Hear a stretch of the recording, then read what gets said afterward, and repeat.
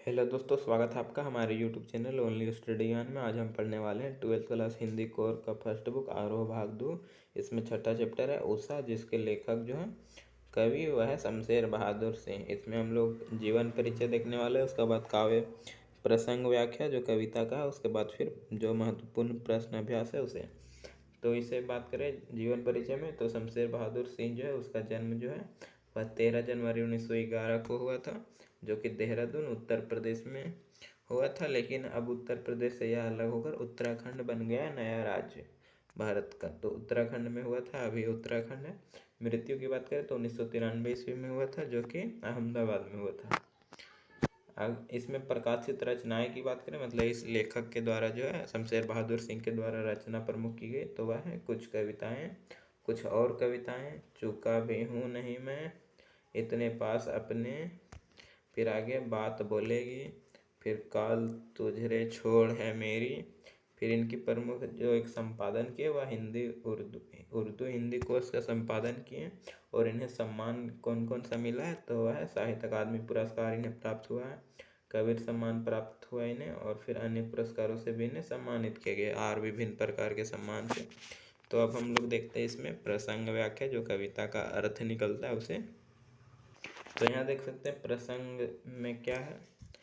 तो उषा कविता में जो शमशेर बहादुर सिंह है उसने सूर्योदय से पूर्व सूर्य की जगह पर जो है वह आसमान में होने वाले परिवर्तन के पल को शब्दों के माध्यम से जो सो बांधने का प्रयास किए हैं। यानी कि जो सूर्य निकलता है उससे पहले का जो आसमान होता है, आसमान में जो परिवर्तन होता है सूर्य निकलने से पहले, उसे शब्दों के माध्यम से बांधने का प्रयास किए हैं। और कवि जो है वह भोर के समय जो होता है वह आसमान में जो परिवर्तन दिखाई पड़ता है उसे जीवन में हलचल के साथ जोड़कर कविता में प्रस्तुत करते हैं। फिर आगे देखें तो उषा जो है कविता वह अंधकार पर प्रकाश की जीत की जो कविता है।